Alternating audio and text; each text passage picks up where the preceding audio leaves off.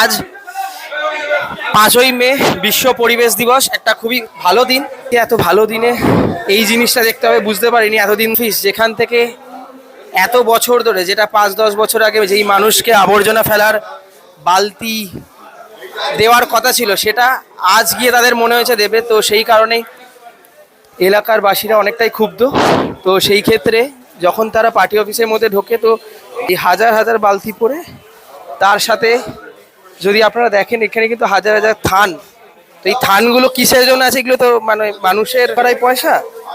তো আমাদের একটাই কাজ, এই যে জিনিসগুলো যেগুলো এতদিন ধরে তৃণমূল কংগ্রেস জনসাধারণের পয়সা লুটে, জনসাধারণের পয়সায় নিজেদের আত্মসাৎ করে, আরও জিনিস দেখাচ্ছি দেখুন, হাজার হাজার বালতি, মানে একটা সুবিশাল বড় কার্যালয়, যেই কার্যালয়ে এত বছর ধরে তারা নানান কার্যনীতি করেছে।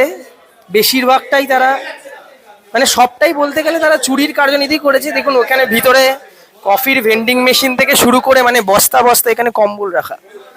তার পাশে এখানে মানে অলমোস্ট হাজার হাজার নীল বালতি, যেগুলো কিন্তু দেখতেন ধুলো পড়ে গেছে, মানে প্রায় 15 বছর আগে যেগুলো মানুষের প্রাপ্য বা মানুষের পেয়ে যাওয়ার কথা, সেগুলো কিন্তু এখনো পায়নি। তো সেই কারণে এখানে ভিড় করেছে তাদের নিজেদের অধিকারকে। আমিও এই এলাকার একজন সাধারণ বাসী হওয়াতে আমিও এসছি।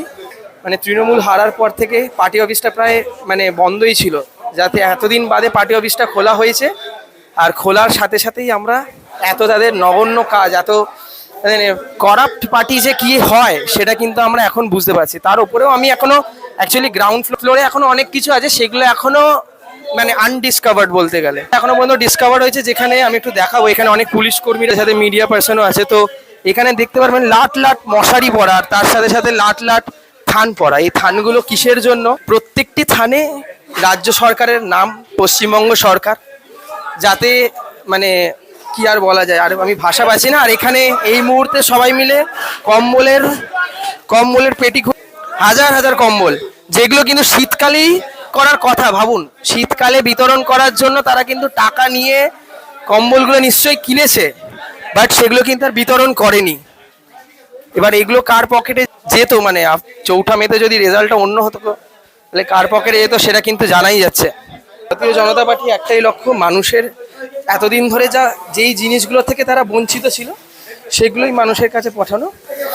তো এই নিয়ে ভিডিওটা শেষ হচ্ছে, আরও অনেক ক্লিপ আসবে। এটা তো সবে একটা কার্যালয়, এরকম অনেক জায়গা আছে যারা তাদের মানে নগণ্য কাজ বা বলতে গেলে দুর্নীতিমূলক কাজগুলো এতদিন ধরে লুকিয়ে রেখেছে। কিন্তু কতদিন সাধারণ মানুষ জনতা খুব